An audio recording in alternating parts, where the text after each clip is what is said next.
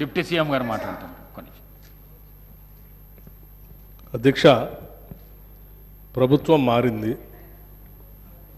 ప్రజలు అత్యంత ప్రజాస్వామ్యయుతంగా తీర్పిచ్చారు. మేము చాలా విషయాల హృదయంతో ప్రభుత్వం తరఫు నుంచి చాలా స్పష్టంగా చెప్పాం. అత్యంత ప్రజాస్వామ్యయుతంగా సభను నడుపుకుందాం,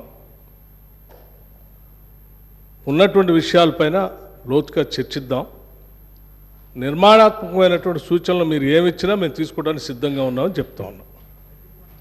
మొట్టమొదటి సమావేశం మొట్టమొదటి రోజు వారు గవర్నర్ ప్రసంగం మీద ధన్యవాదాలు చెప్పే తీర్మానంలో కొంత పెద్ద మనసుతో ఈ ప్రభుత్వం చెప్పినటువంటి మాటలను స్వాగతిస్తున్నామనో లేకపోతే అదే రీతిలో మనం ముందుకు పోదామనో అలా చెప్పుకుంటూ సభ నడిపించడం కోసం ప్రయత్నం చేయాలి. కానీ మొదలు పెట్టమే వారు అసలు ఒక దాడి మొదలుపెట్టినట్టు మొదలు పెడితే ప్రభుత్వానికి తప్పనిసరి పరిస్థితుల్లో మీకు మేము అనుకున్నటువంటి ప్రజాస్వామ్యయుత సభ నడిపేదానికంటే మీకు సమాధానం చెప్పే కార్యక్రమంలో ఆ స్ఫూర్తి కూడా దెబ్బతినేటట్టుగా వారు మాట్లాడుతున్నారు. అది కరెక్ట్ కాదు.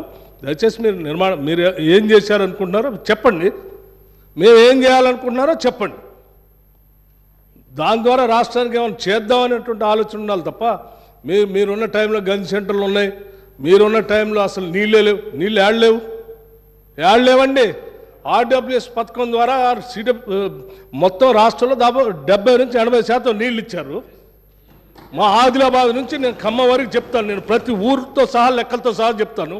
చివరి గోండుగూడెల్లో కూడా మీరు చెప్పినటువంటి ఆర్డబ్ల్యూఎస్ దాదాపు 43,000 కోట్ల రూపాయలతో ఖర్చు పెట్టారు.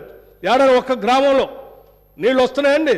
ఇప్పటికి కూడా ఐటీడీఏ నీళ్ళే తాగుతూ ఉన్నాం, వేసినటువంటి బోర్లు బావిలో నుంచి నీళ్ళు తాగుతున్నామని చెప్తా ఉన్నారు. మళ్ళీ అదేదో పెద్ద గొప్పగా చేసినట్టు చెప్తున్నారు. మీరు వచ్చిన తర్వాతనే నల్గొండలో నీళ్ళు వచ్చినాయి, అంతకుముందు నల్గొండలో నీళ్ళు రాలేదా? ఫ్లోరోసిస్ ఎరాడికేషన్ కాలేదా? మీరు వచ్చిన తర్వాత జరిగిందా? మీకంటే ముందే జరిగింది. మీరు ఇంకా కట్టినటువంటి ఆర్డబ్ల్యూఎస్ పథకం కింద కట్టినటువంటి సంస్థల్ని వ్యవస్థల్ని ఆస్తుల్ని అన్నింటినీ కూడా ధ్వంసం చేసి తాళాలు వేసి పనికి రాకుండా చేశారు. వాటి మీద కూడా లెక్కలతో మేము బయటకు తీస్తాం, రివ్యూ చేస్తాం. అధ్యక్ష, దయచేసి మీరు చెప్పండి. ఎస్, మీరు 10 ఏళ్ళు పాలన చేశారు, ప్రజలు తీర్పిచ్చారు.